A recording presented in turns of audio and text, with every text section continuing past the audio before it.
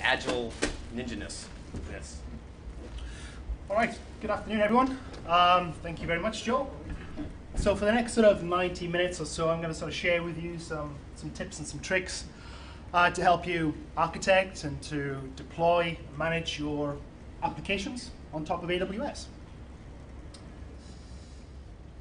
So first part of the agenda, I'm going to take a close look at auto-scaling, take a look at some of the things that we can do with it. So basically, auto-scaling is a way that we can scale out and scale in our EC2 resources on AWS in response to changing environmental conditions. So it could be the case of increased load on your website. You need to provision additional web servers or application servers, and you sort of provision them, and they scale out. And then when you don't need to have so much capacity, you scale back in.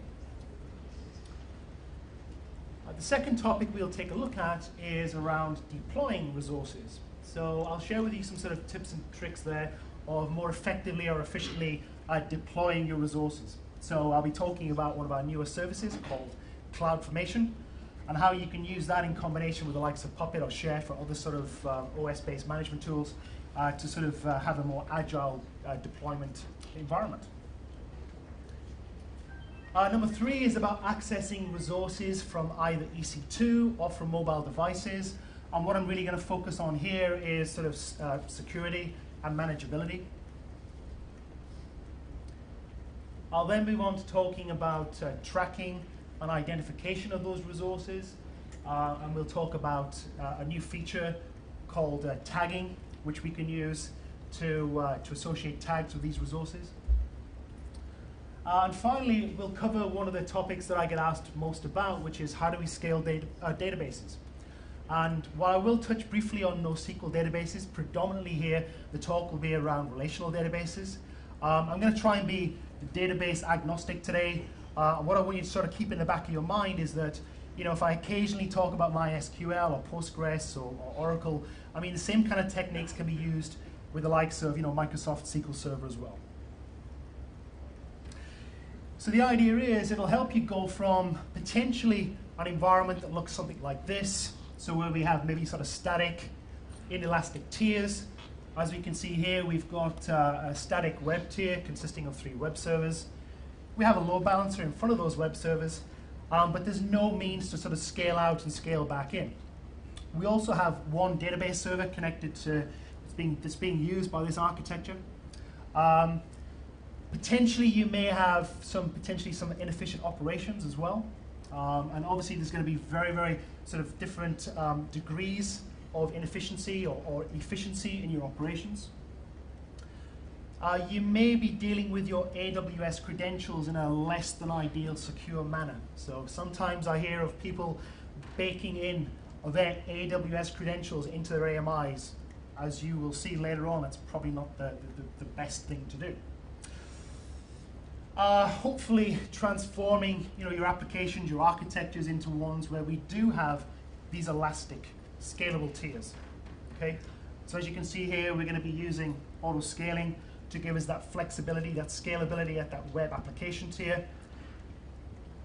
We're more efficiently using resources because we can scale back in. We're not paying for resources that we're not actually using.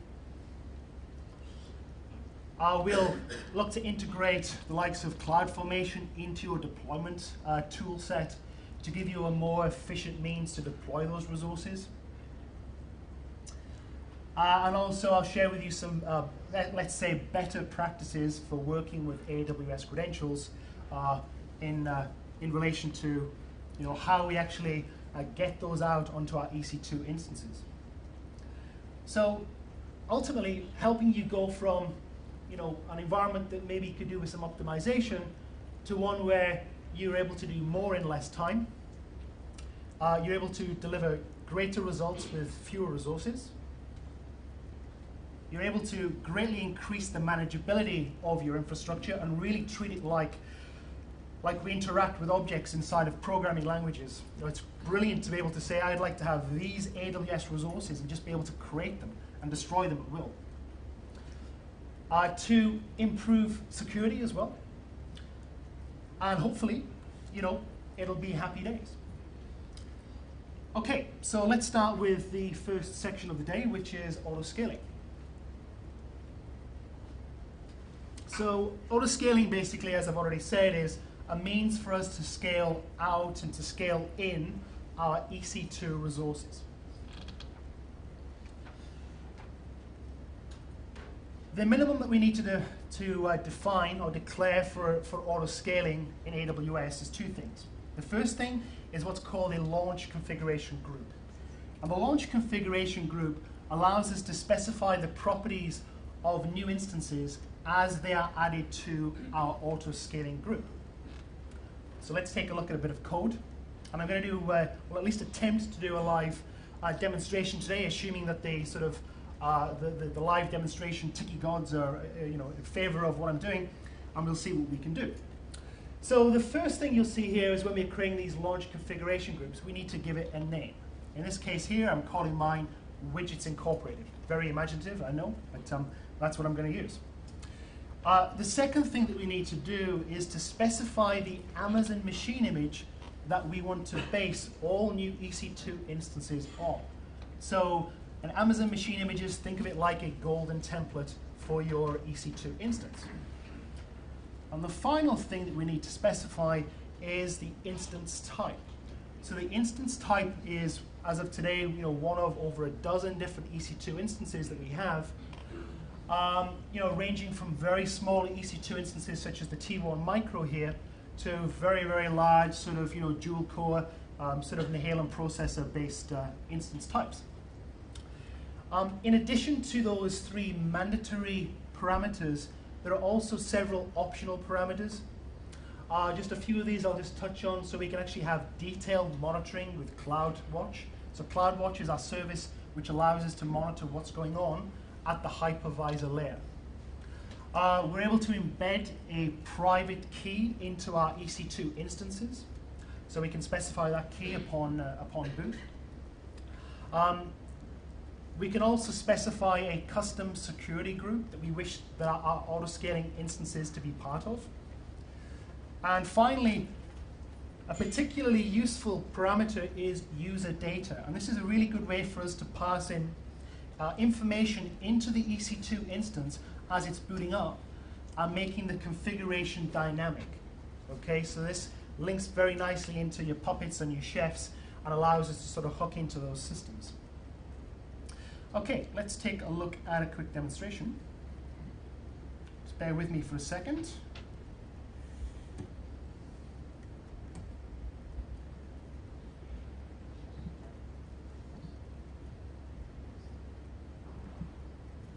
Okay, good. All right. So what we're going to do here is, what I'm going to do first is I'm going to basically create a new launch configuration group, and sort of as I go through the slides, I'll sort of build out my auto-scaling so that you can see what's happening and actually see EC2 instances being created live, fingers crossed, as we go through. So the only additional parameter here, in addition to what I've just sort of shared with you, is the region. So I'm actually working on an instance here based in Japan, just because I actually have environments that I use inside of Singapore for demonstrations. And what I'm doing here, let's make this bigger. Let's make that bigger.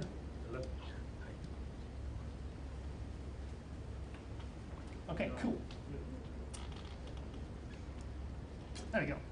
Okay, so what I've just done now is I've created my launch configuration. I specified my AMI there. I specified my instance type, and I specified the region in which I want to create this launch configuration. Okay, the next thing I want to do is I want to hop back to my presentation.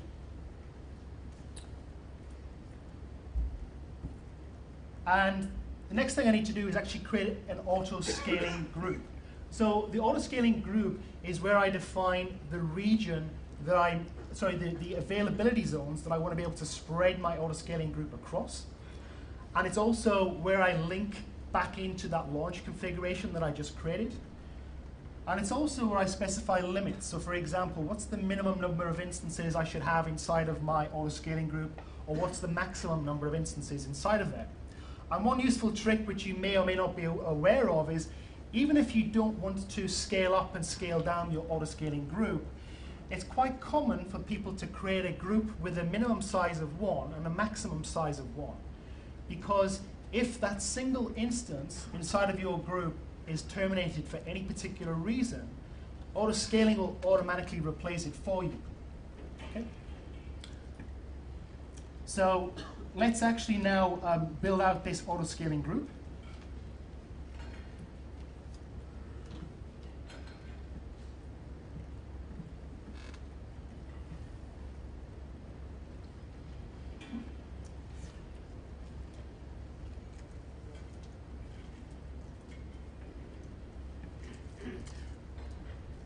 I've got a few t-shirts here, so can anybody tell me what's about to happen?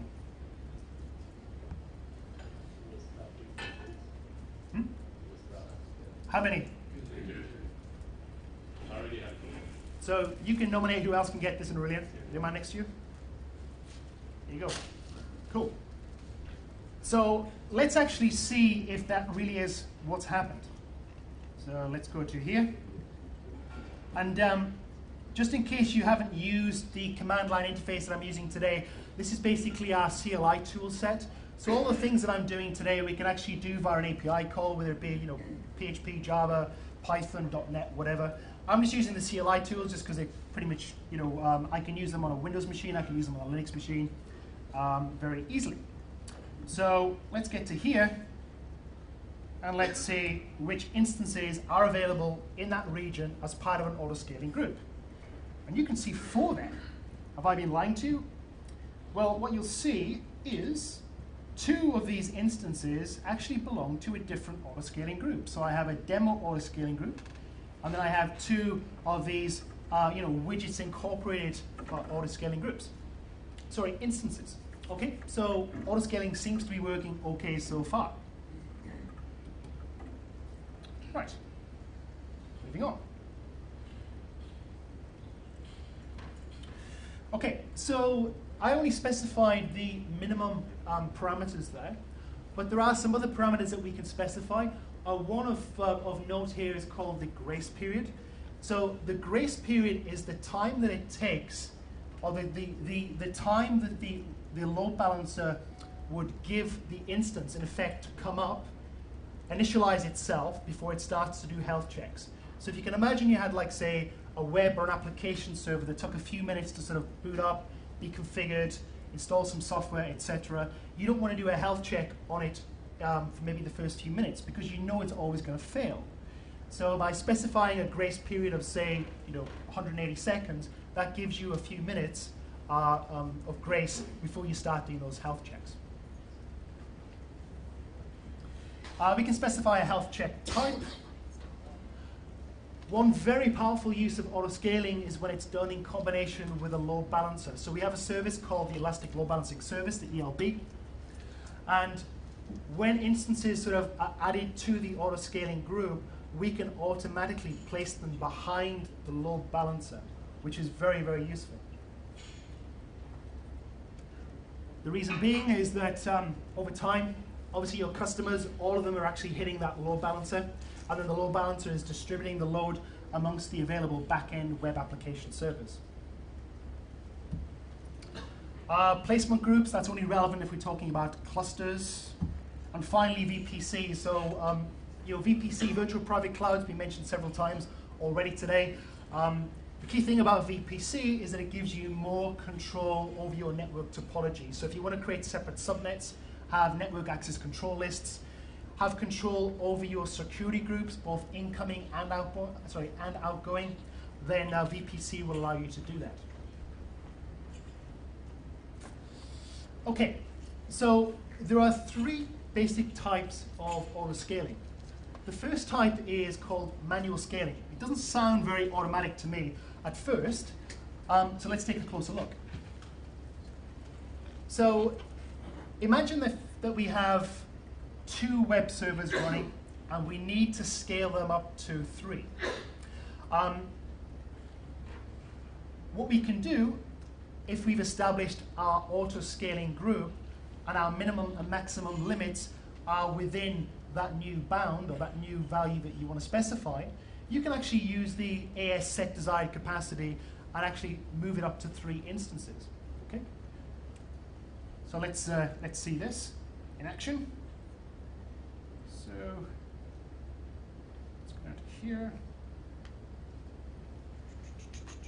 Go.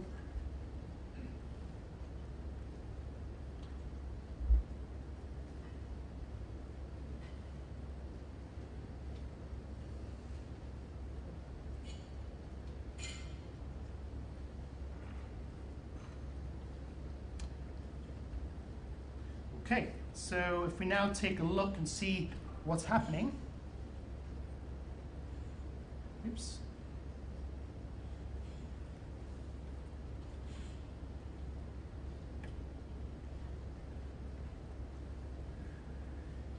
We should see in a moment an additional instance being added to the widgets incorporated scaling group. And there we are. So it's actually in the pending state. Yeah. Okay, cool. And then if we wish, we can then change that once again. So for example, I'll just specify that back down to 2. Now, one thing that's important is when we are changing the capacity, in particular when we are coming down, it is going to non-deterministically choose which instance to power down. So it does not power down the last instance to start. Okay. The powering down or termination of an instance inside of an auto-scaling group, it is actually a clean power down. So we will actually execute like a shutdown -H now type of, if on a Linux machine or the equivalent on Windows.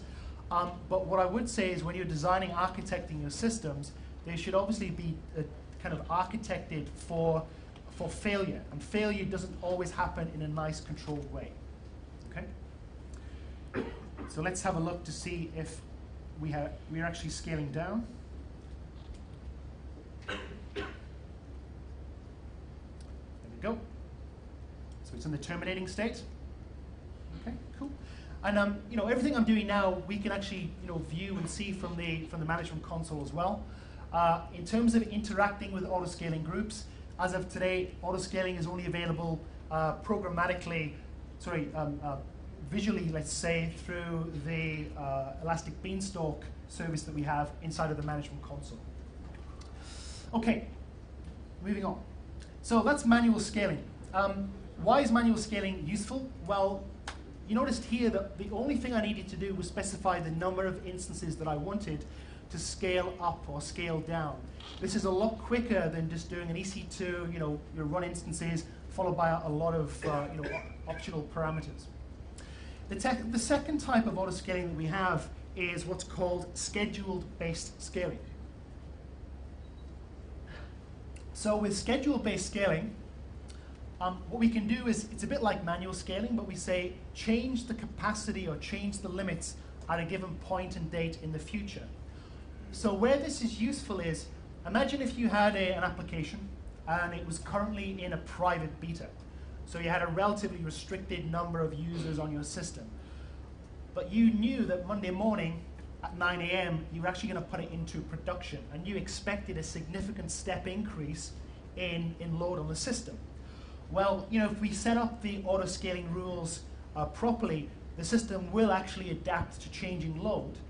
But sometimes, if it's a very, very significant step increase, it's actually good to proactively scale up your infrastructure ready for it.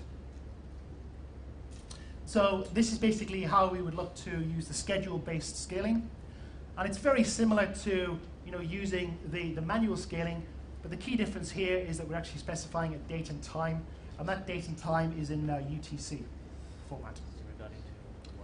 Okay. The third type of auto-scaling, which in my view is the most interesting, is what's called policy-based scaling.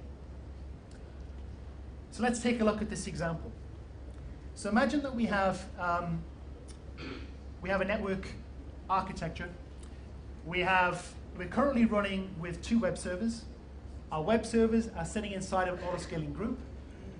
They're sitting behind a load balancer.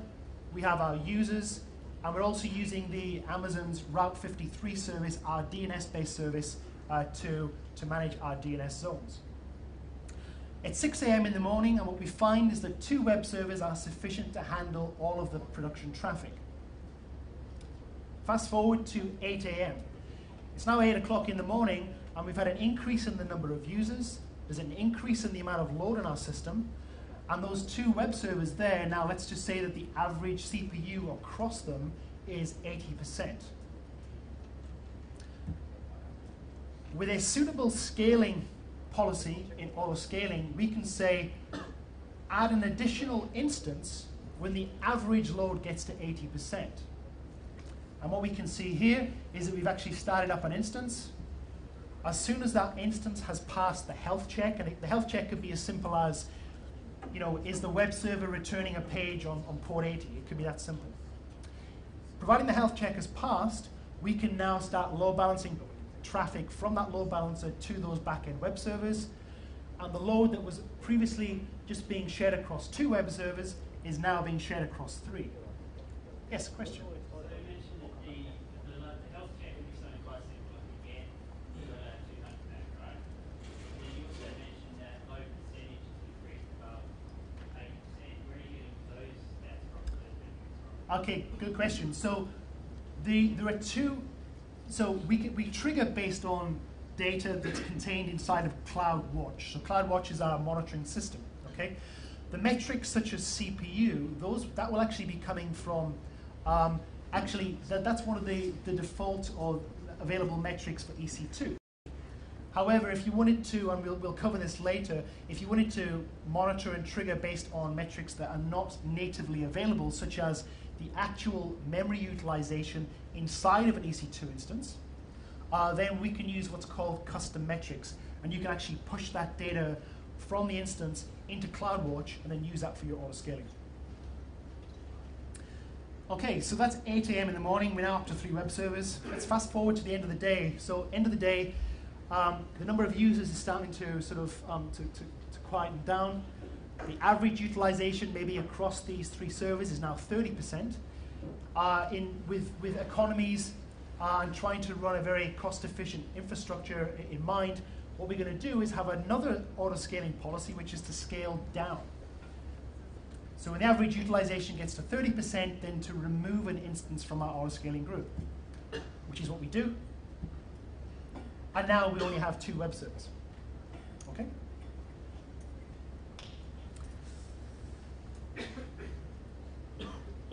So just to sort of summarize there, policy-based scaling is all about changing the number of instances in response to changing environmental conditions. The primary reason is, to be able to adapt our system to changing conditions, such as increased load, but it's also really important to sort of scale down to save money. The environmental data is provided by CloudWatch, and data that's not natively available gets pushed into CloudWatch via custom metrics. In order to do our policy-based scaling, we need to use 2 components. The first one is a policy itself, and the second one is an alarm. And I'll go through those in detail in a moment. Okay, so we've already created our launch configuration group, which tells us the EC2 instance type to use and the AMI to use. We've created our auto-scaling group, which tells us the availability zones that we want to scale into and set some limits in place. The next thing we need to look at is to actually create a scaling policy. And it's this simple example here. We have my scaling policy. It's a scale up policy. We then associate it with the widgets incorporated scaling group, which we created in the previous step. And the type of scaling operation that we want to execute is a scale up. So it's an adjustment of +1. As soon as we have the policy, the next thing to do is actually create an alarm. So I'm going to create here an alarm that's used for a high CPU utilization across my entire auto-scaling group. And I'm going to use the greater than threshold comparison operator, because I obviously want to scale up. I am going to use a period of 600 seconds there. So this is when the average over 10 minutes is greater than the threshold of 80%, I want to initiate or call upon that policy that I just created. Okay? And that policy will add an additional instance to my auto-scaling group. You can obviously imagine that if we were doing this for the scale down, pretty much the threshold would change from 80 to 30. We would use a less than threshold metric. And our policy in the previous slide would simply be one of adjustment equals -1. Okay, so that's that. Okay, so the question was already asked, but I'll just quickly go through it again. So if we need to scale based on a metric that's not available in CloudWatch, we can either do manual-based scaling or schedule-based scaling, or my preference is to use custom metrics. So providing that you can obtain the data via a script or by some automated means, in actual fact, it doesn't need to be automated. If you wanted to, you could have one of your system administrators, entering the data into CloudWatch manually. It doesn't matter. But providing you can get the data in there, you can actually not just use it for auto-scaling, but you can also visualize it too, as we'll see in a moment. So in this case here, what we're doing is we're creating a custom metric for memory. So we specify a namespace, and this is an arbitrary description. And in this case here, I'm talking about a Linux machine, but once again, this could be system/Windows. It really is up to you. We're going to specify a metric name of memory, and it's basically going to refer to memory utilization. I'm going to specify a dimension, and the reason why I'm doing this is because I would like to use this custom metric not just for one single host, but potentially for all of my EC2 instances. Okay? So this information is being pushed from host 1. And the value for the utilization at this point in time is 60. Okay? As soon as that data is pushed into CloudWatch, I'm able to visualize the data using the graphical tools inside of the AWS Management Console. Okay? In addition to that, I can also programmatically pull the data out of CloudWatch using our APIs, and even push it into some third-party monitoring graphing tools as required.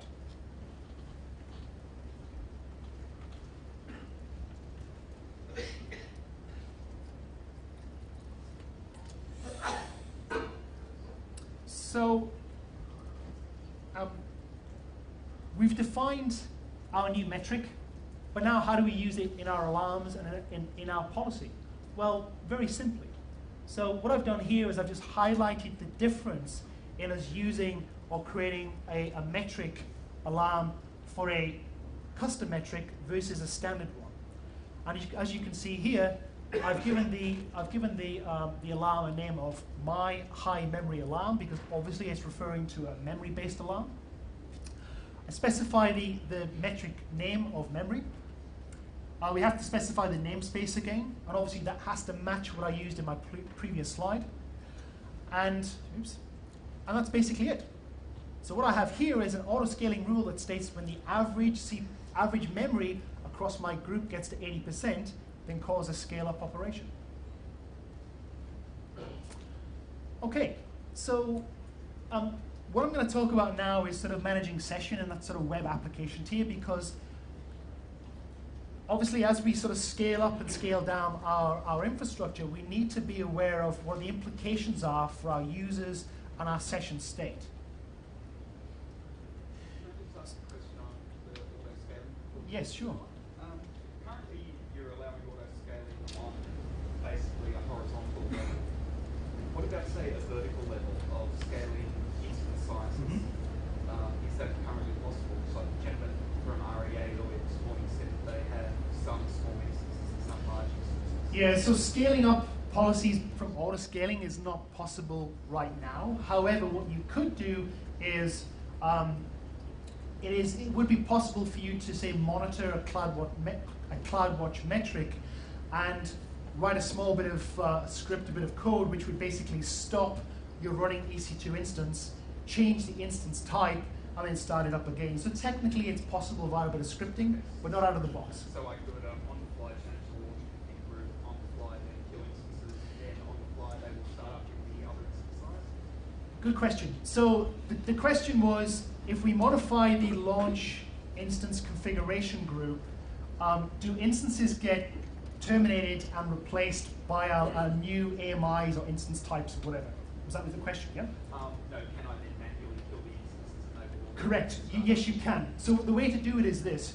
You can't modify a launch configuration group once it's created. What you do is you create a new launch configuration group with your larger EC2 instance type in, and then associate that with the existing autoscaling group.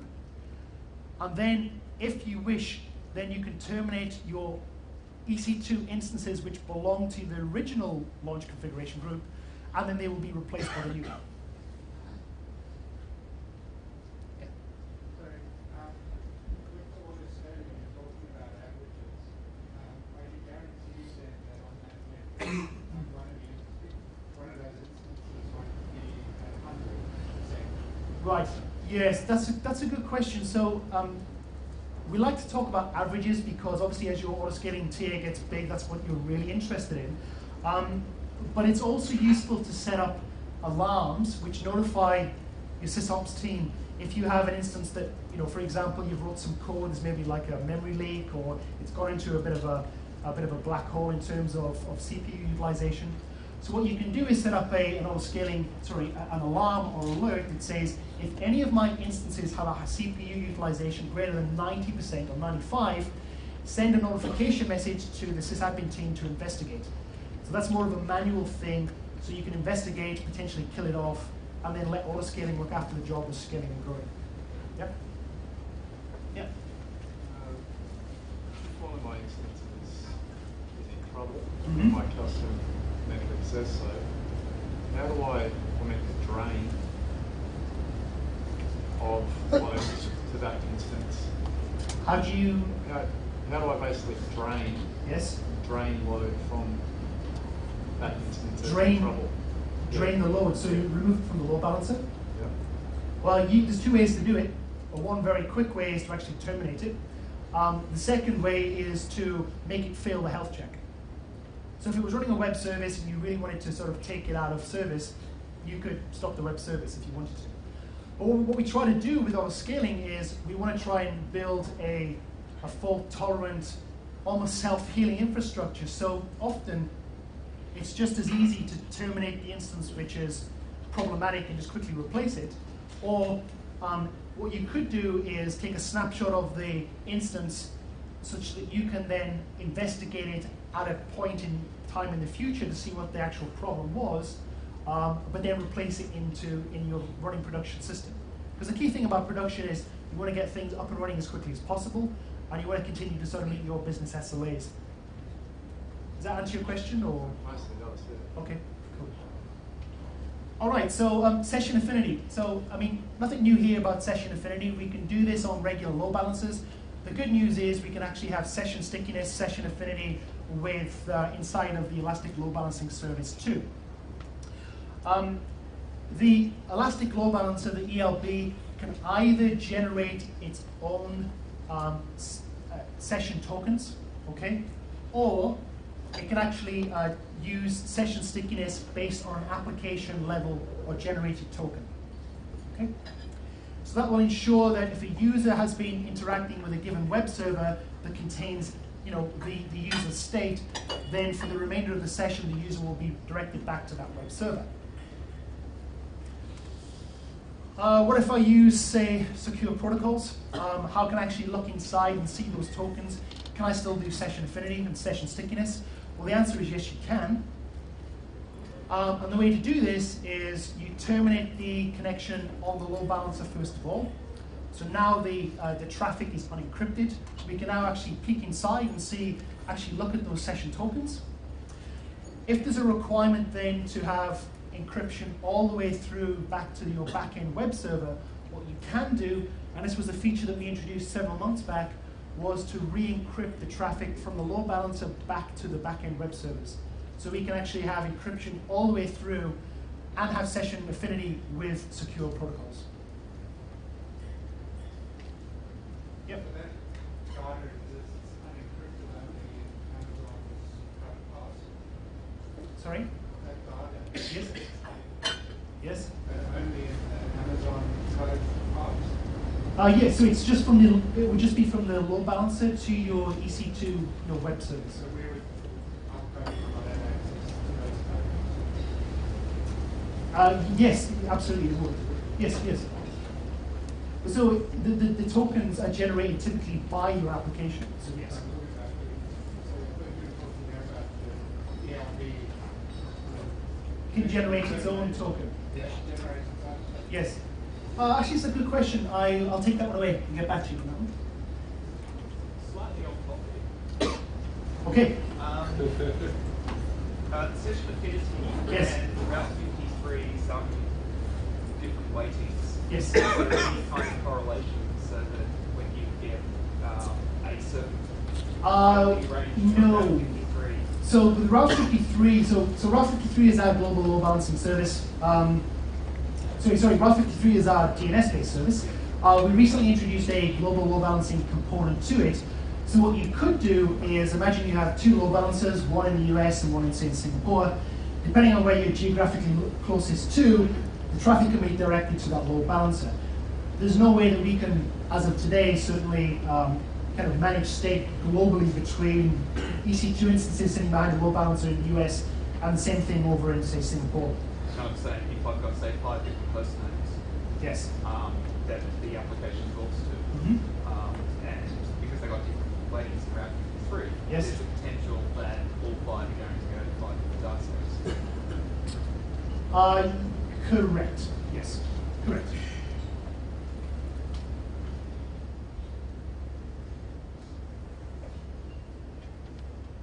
Although for the initial connection, but after the initial connection is done, obviously, then you will interact with the DNS record that's provided back to you. Yeah, for that host name. For that host name, yes.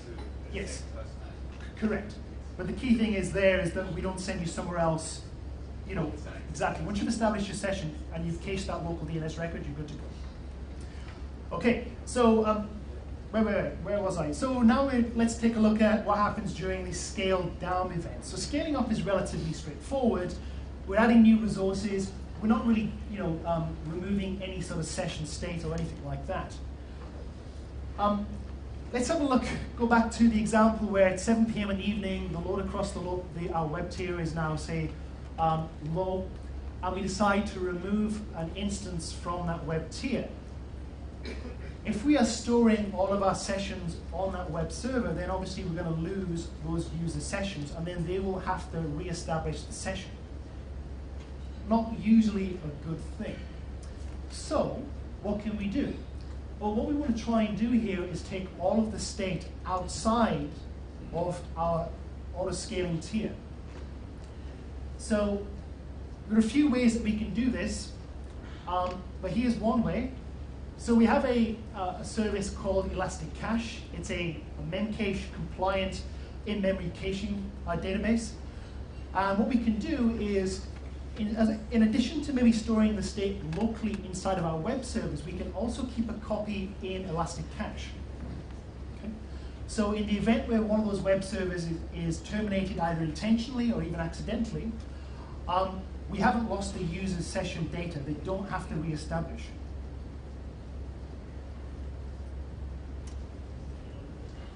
So just very briefly, take a look at how this would work inside of, say, Apache Tomcat. Say inside of Tomcat, we'd install the Memcache session manager on each of the Tomcat servers. We configure the Memcache daemon on each one of those Tomcat servers to store a local copy of the session state. And in addition to that, store a copy inside of Elastic Cache. So in the event where the user session is not available on the local machine, it would actually go out and interrogate or request the session state to be provided by the Elastic Cache service. Okay? Now, this can be used with or without session affinity. I mean, the arguments for using it with Session Affinity would be that we would minimize the number of interactions with the Elastic Cache service.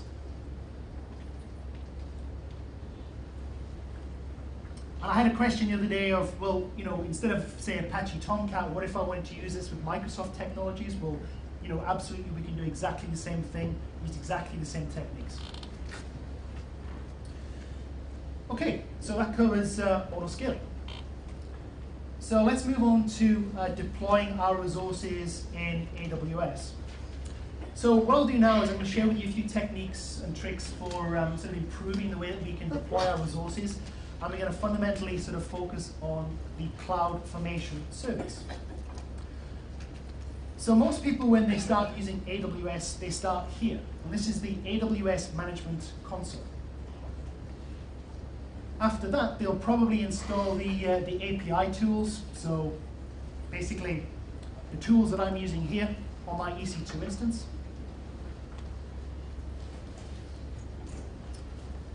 And you may even be using these tools like Puppet and Chef, which are great tools to allow you to configure and automate the deployment and the configuration of your actual operating systems.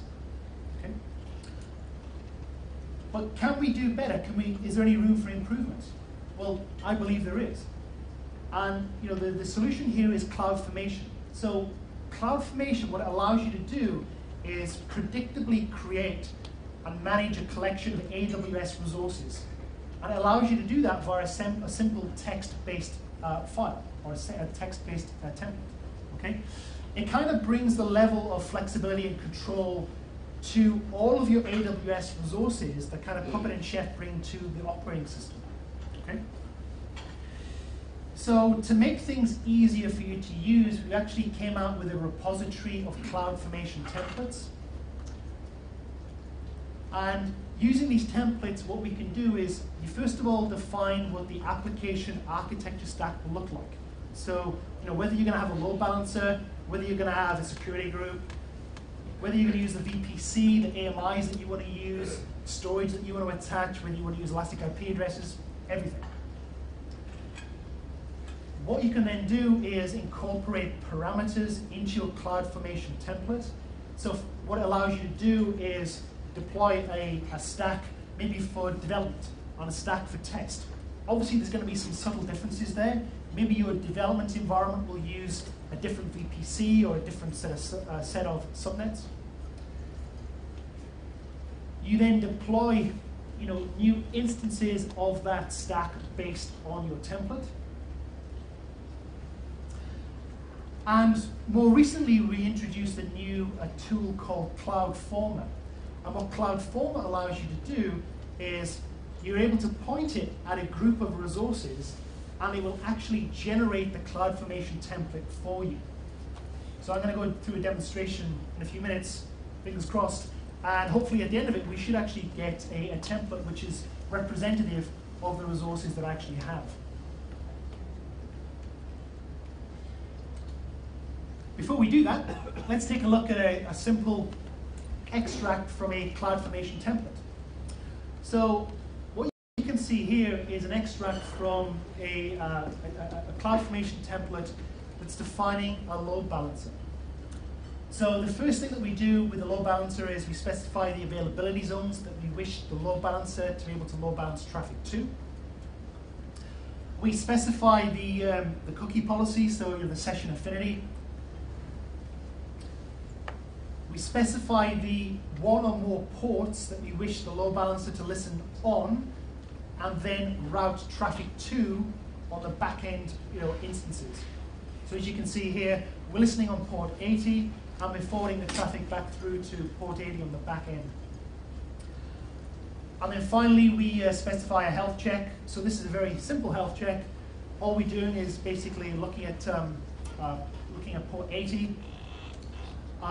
We specify things like healthy thresholds and unhealthy thresholds, and what those are we need to have 2 positive tests be successful for us to deem an instance to be healthy. And we need to have 5 tests fail for us to deem an instance to be unhealthy. And then we have some intervals and timeouts, etc., specified as well. So for example, the interval there is we do the health check every 10 seconds. And the timeout is if the instance hasn't responded within 5 seconds, we're going to class it as failed. Okay. So the last time I had to deploy a physical environment that involved creating network subnets, involved creating IPsec VPN tunnels, involved deploying servers, getting them racked and stacked. It took weeks. Using AWS and Cloudformation, what we can do is we can actually deploy a VPC with multiple subnets, auto-scaling group, and a load balancer in only a few minutes. Now let's see if we can make it happen today. Right. Okay, so what I'm going to do is go to AWS Mission.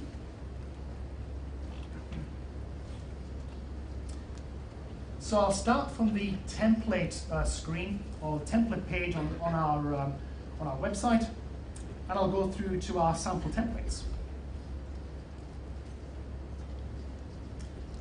If I scroll down, you'll see here at the top of the templates page, we've actually got several templates for, oops, make it a bit bigger, for Microsoft Windows servers. So we have a template here for SharePoint, one for Active Directory. So this isn't just for Linux and real sort of agile, flexible operating systems. This includes Windows as well. We can do some really cool stuff. So what we'll do here is we'll take a look at the VPC with multiple subnets. So what I'll do is I'll kick off the CloudFormation template build, and then we'll actually step through the template to see what's going on as the environment's being built out. So launching the stack is as simple as this. Launch stack.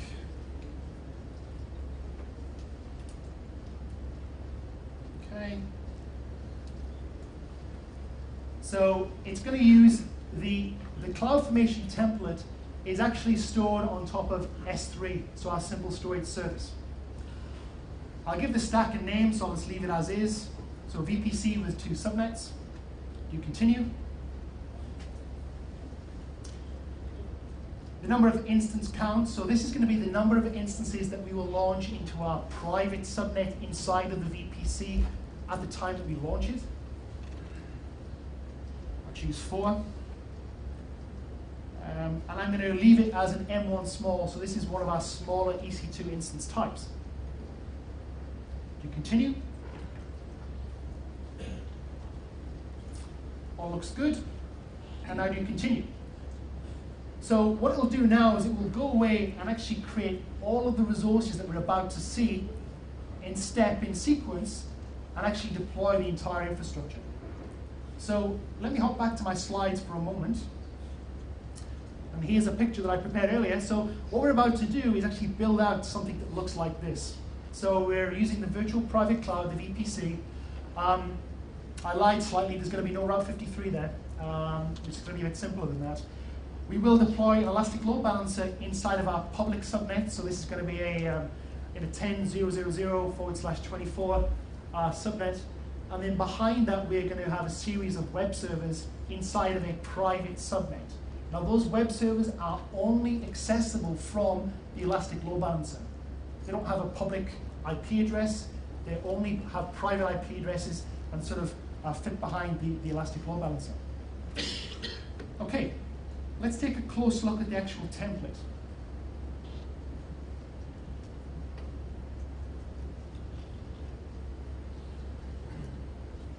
Okay, so inside of a CloudFormation template, at the top, you need binoculars from the back to see that. Let's make it bigger. How's that? It's probably as good as I can do. So what we have here is the top, a series of parameters. And there are 2 parameters that it was asking us for. So one is the instance type, and then which is specified here. By default, it's going to select an M1 small. We can see that. And then in addition to that, it asked us for an instance count. and by default, it was set equal to 1. Now, one of the things that CloudFormation allows us to do is set up a series of mapping functions. And why these are useful or interesting is that, for example, if I were to deploy this CloudFormation template inside of, say, Singapore, then the Amazon machine images and their respective IDs there would be different to what they would be in, say, Japan or the US. So we need to have some way to map between a region, say US, East, and the respective AMI to use, whether it be 32-bit or 64-bit. So that's why we have these mapping functions. And then what we have is this whole series of resources. And the first resource that we see here is around actually creating the VPC. So what we're going to do is create a, we're going to use a Class B subnet for our VPC. VPCs, as of today, can be as big as a Class B, so you should have plenty of scope there for deploying your architectures. And in addition to that, what we're going to do is we will create a public subnet. So as you saw earlier, I had a Class C subnet for my public subnet, and I'm going to create a public subnet to place my elastic load balancer inside of. I then create an internet gateway. This is the means by which all my resources in the public subnet can talk to the internet. I'll just quickly scan through some of these. So we have the public routing table. We set up routes. We associate that routing table with the subnet. And then what we do is create a whole series of access control lists. So we're now specifying what type of traffic is able to flow between our various subnets. And here we're basically creating some, we're allowing port 80 to flow inbound, port 80 to our public network. Scan down. In addition to our public network, we're also going to create a private subnet, specifying the network range here. And then once again, we create a routing table and a series of access control lists for that private subnet.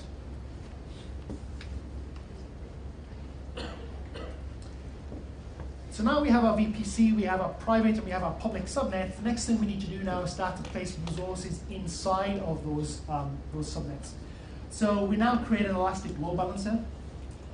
We're going to listen on port 80.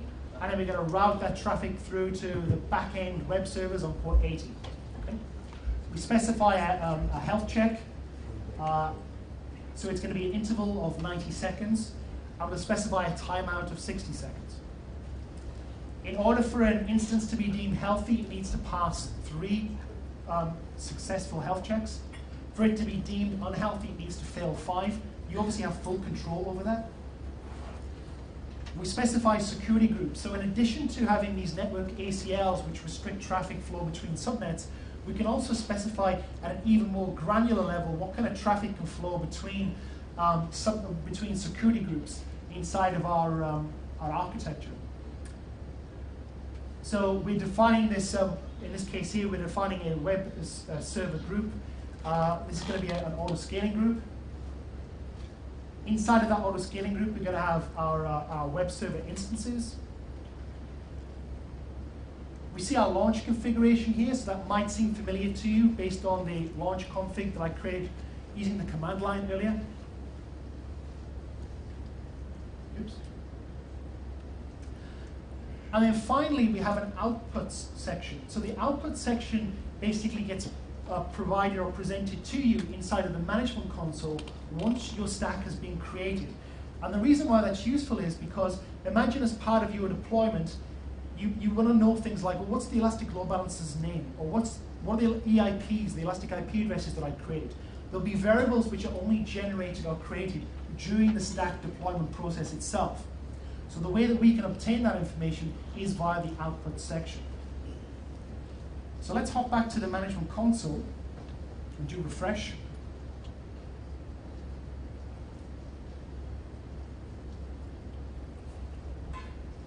Okay. So this is the stack that we created.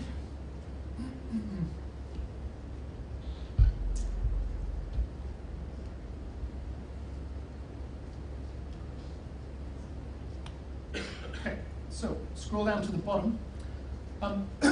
When you deploy a stack, what you'll see is as the stack is being created, the events section of the actual the stack will start to show what's happening. So the first thing that we look to do is we have a message here saying that we're creating the actual stack. The next thing we see is that we're actually creating the VPC. After the VPC has been established, we start to create the public subnet. So you can see how this matches up to what we saw inside of the template file itself. And then if everything goes well, right at the top, we will see that the stack creation was actually successful. Okay? So if we hop to the output section, the output section here provides us with the elastic load balancer URL that was created during the whole process. So the instances probably haven't passed the health check yet, but I'll open it anyway. Yeah, so what this is telling me is the elastic load balancer is up and running, but the instances sitting behind it haven't passed the health check just yet. So what we'll do is we'll come back to this in a bit, and I'll go on and talk about something else. Hi, I've got a question. Yes? So do you actually have a configuration where you can set all this up rather than coming up in a fixed Yeah, so well, there's two things you can do. Well, one is I would personally look to either use Cloudformer, and it's a tool that I'm going to demonstrate right now, to say, these are the resources I'm interested in, give me a template that's representative of them. The other thing that I would look to do is actually take one of those templates, make the changes that I needed to make, and then use that.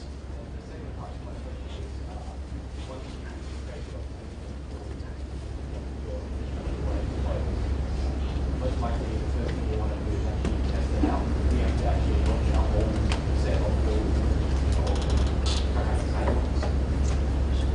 Well, you don't have to launch an entire, duplicate of your infrastructure. You just launch whatever the template basically says. Yeah, to verify that.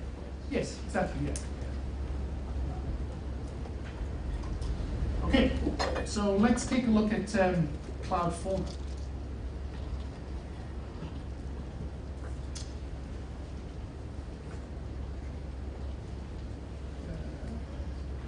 Okay. So let's go to here.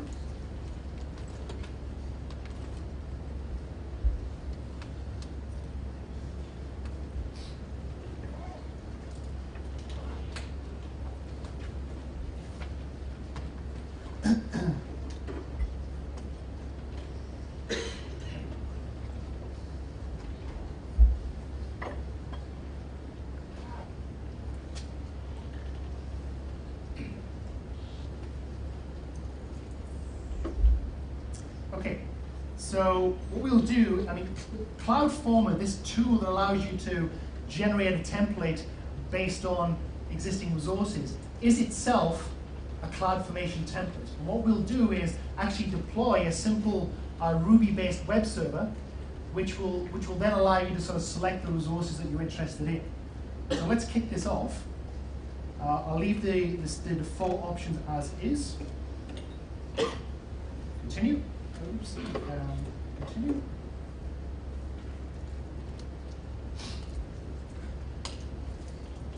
Continue. Oops. I've already got one. Here's one I prepared earlier. So actually, I started one up the other day. Save us some time. So what I can do is if I go to my output section, I'll see here I have a nice URL to my Ruby web server.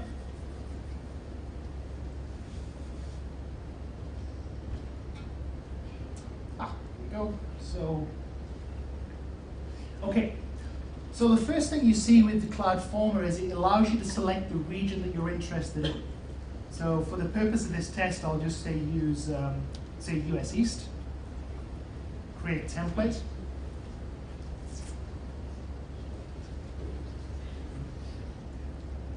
Okay, so the next thing we do is actually give the template that we're about to create a name. So it could be AWS Summit. Now we're able to specify resource name filters. So imagine that we have associated the tag of, let's say, example.com with all of my resources for a given project.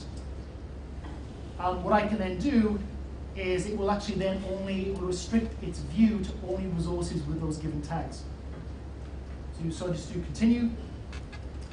I can now select the DNS resources that I want. So in this case here, I'll choose an AWS Workshop resource that I previously created.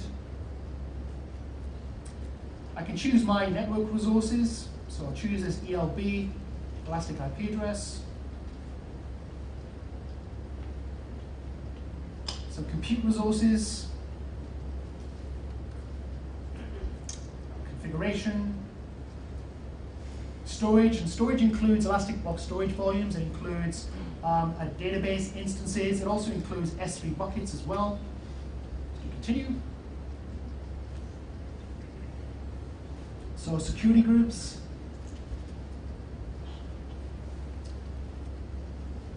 Other bits and bobs include things like SQS queues and SimpleDB domains. Some operational things like, for example, auto-scaling groups. And then you continue.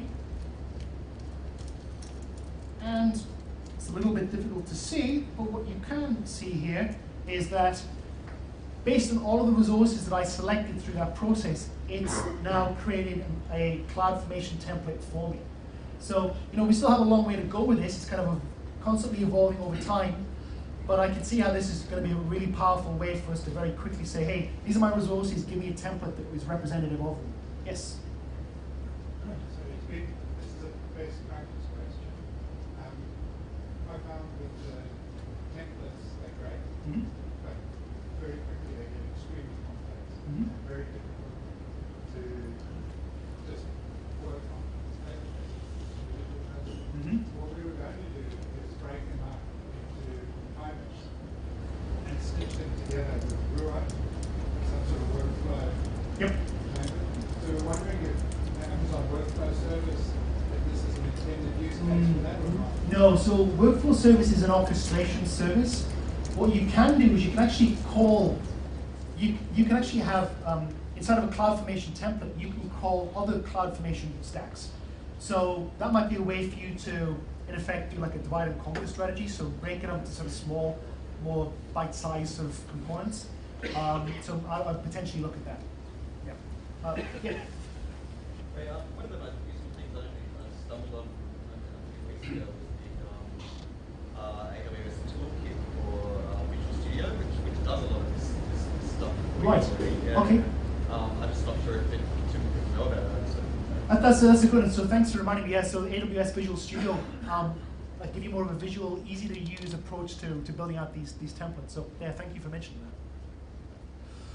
that. Okay, so let's hop back to the slides. Let's go here. Cool. Okay, mindful of time, so let's move on. What I'll do now is actually share with you some sort of techniques and some strategies for securely accessing your AWS resources from inside of EC2 and also from mobile devices. So imagine this scenario. We need to provide access to DynamoDB from an EC2 instance. So option number one, bake in the AWS credentials into the AMI. By baking in those credentials, what you're basically doing is, obviously those credentials give you full access to all of your AWS resources. If the AMI or the EC2 instance is either compromised or you accidentally share it with somebody, then in effect, that person has access to your resources. And rotating the credentials involves rebuilding the AMI. So as you would expect, there are some improvements that we need to do here, not just from a security perspective, but also from a manageability perspective. So introducing identity and access management. What IAM allows you to do is securely control user access to your AWS resources. So IAM allows you to create a series of users and groups and roles. And what you could potentially do is create a user which only has access to add new entries to, say, DynamoDB. So that sounds like a very positive step. So option number 2 is to do exactly what we did in option number 1, but instead use IAM. Well, we certainly improved the security of this solution because now we have a far restricted access to our resources. But rotating those credentials still requires rebuilding the AMI. So I think there's certainly some room for improvement there still to go. So option number 3. And option number 3 is an option that's commonly used today, and it's actually good, pretty solid practice as well. And that is to pass in your IAM credentials as the instance is booting up via user data. So rotating the IAM credentials no longer involves us having to rebuild the AMI because they're never part of the Amazon machine image. However, we still need to think of a way of how we're going to rotate those credentials, if we need to rotate them as part of our regular sort of security best practices. And the final thing to consider is any user on that EC2 instance which has access to this URL has access to your metadata, so potentially has access to your IAM credentials. So let's take a look at option number 4. So option number 4 is to have a 2-stage lookup of those IAM credentials. And instead of passing in your IAM credentials as the instance is booting up, what we can do is pass in a pre-signed time-based URL to S3. And S3 contains those IAM credentials.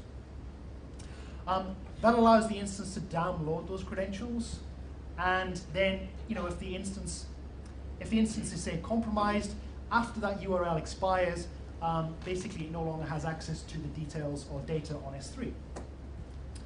So it certainly has improved security, but it complicates our auto-scaling. Option number 5, and this is the one I'm seeing most often in the field right now, is it's to use your config management system, whether it be Puppet, Chef, CF Engine, or something else, to actually manage those IAM credentials and push and rotate them. Okay, so that's how we secure access from EC2 to our other AWS resources. But what do we do with mobile devices? So the first option with a mobile device is to use exactly the same technique, but in this case now is to have a separate IAM user for every single mobile device. That's not going to scale.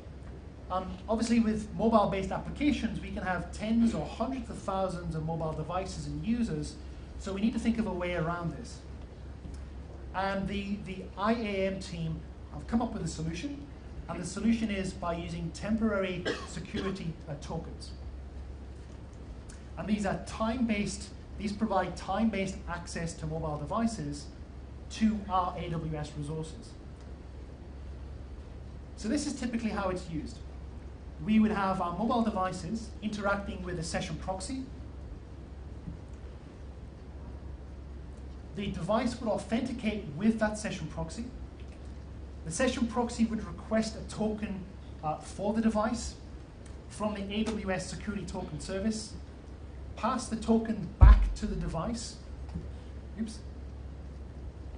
and then the device can interact with that service for the time duration at which the token is valid. Okay? And one of the good things about this is that we can have hundreds of thousands or millions of devices in effect using the same IAM user account or user, but with obviously having different session tokens. Okay.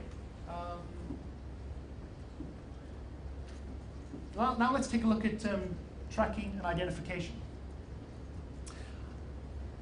So what we want to try and avoid is having resources everywhere and things becoming unmanageable. So what I'm going to share with you now is some techniques to help you avoid an unmanageable environment. So one of the things I'd first like to talk about is tags. So we came out with this, the ability for you to tag your resources. Okay?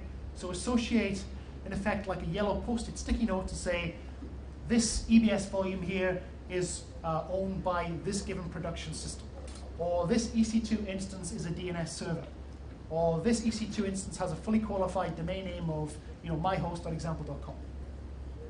So tags can be associated either via the command line, API call, or through the management console.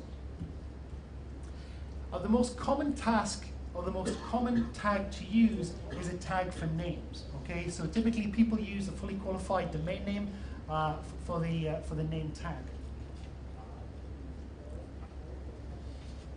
Once you've associated a tag with your instance or instances, what you can do is use some of the filter tools to say, well, share with me all of the EC2 instances that have a type of production, or have a type of production, or say a type of belong to the example.com project, let's say. Okay? And you can filter out those instances either using the management console or using the command line tools. Here's a simple example of how to associate a tag with an AMI and an EC2 instance. And in this case here, what we're going to do is associate the tag of web server with those two resources, and also associate the stack of production. So whether it be stack or type, whatever works for you, it's just basically a simple association. Another useful thing is we can associate tags with instances in an auto-scaling group. So this is before they've even been created.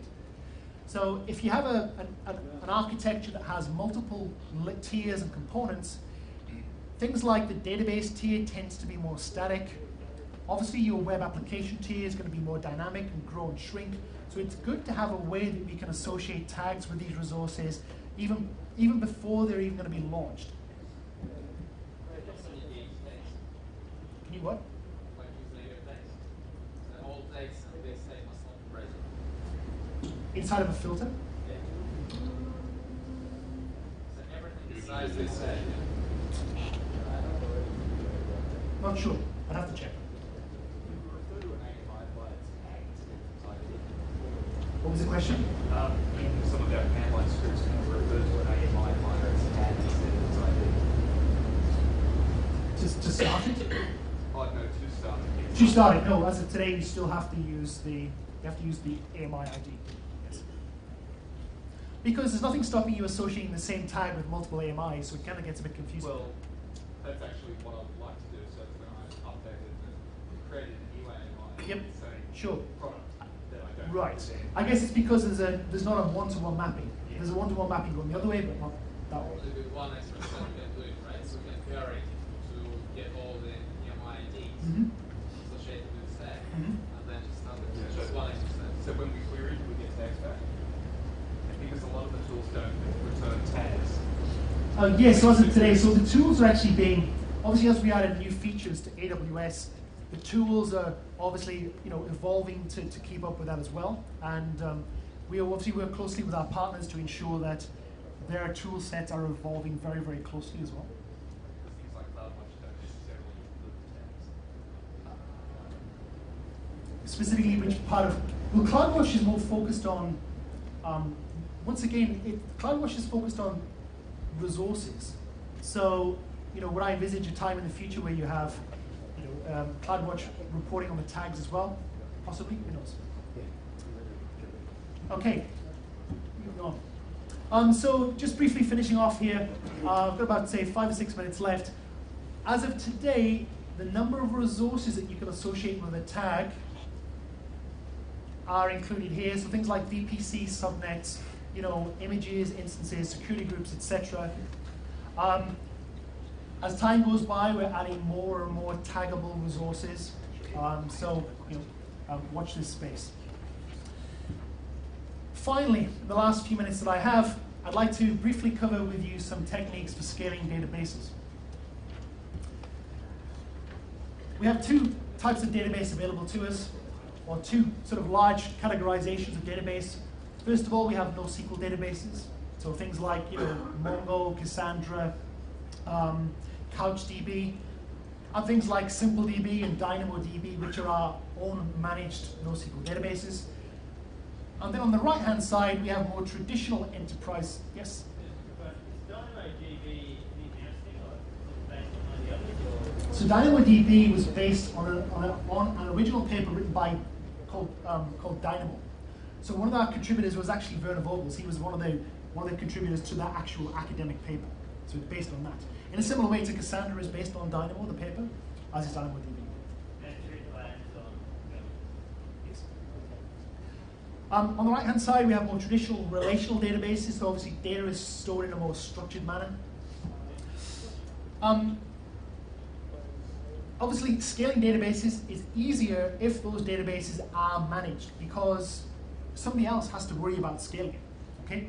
One of the things I really like about DynamoDB is I don't have to figure out how to distribute data on the back-end storage system to make it scale to 100,000 concurrent read and writes. That's the responsibility of the DynamoDB team inside of AWS. While talking about managed databases, in the relational database space, we also have the relational database service, RDS, and that comes in 3 flavors. We have Microsoft SQL Server, we have Oracle, and we also have MySQL. Okay, so step 1 in scaling a database really is more around availability than it is about scalability. But I kind of get a bit, I have to be honest, it's a case of until you have solid, predictable availability in your database tier, it seems almost like putting the horse before the cart to look at sort of scalability. So if scalability is an issue, so usually is availability. So the first thing we can do in terms of availability is to consider either synchronous or asynchronous replication from a master database server over to a slave. Now you can do this using your regular relational databases, MySQL, Oracle, SQL Server.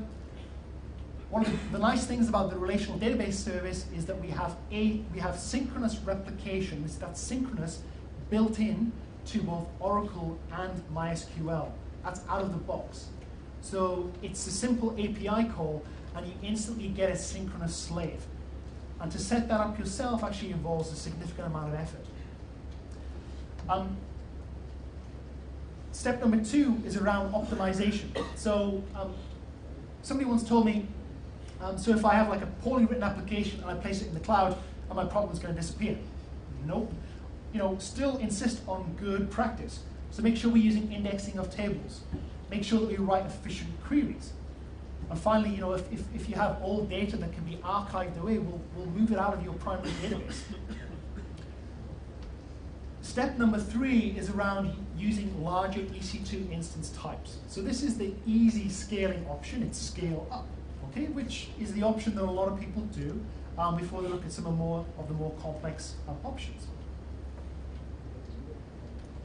So as of today, we have over a dozen different EC2 instance types. So when you're finding that you're maybe maxing out CPU memory in your database tier, we'll simply go to the next EC2 instance type up. Okay, this is where it gets interesting. So step number 4 is around caching.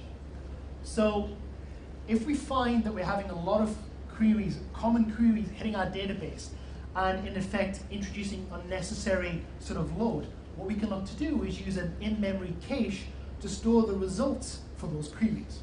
And that's basically what the likes of Elastic Cache do. So Elastic Cache, or you can use Memcache, or use third-party memory caching databases such as Redis or others on EC2. We saw earlier how we could use Elastic Cache to cache the session data for our web tier. What we're doing now is using it to cache the queries between our web or application tier and the database tier.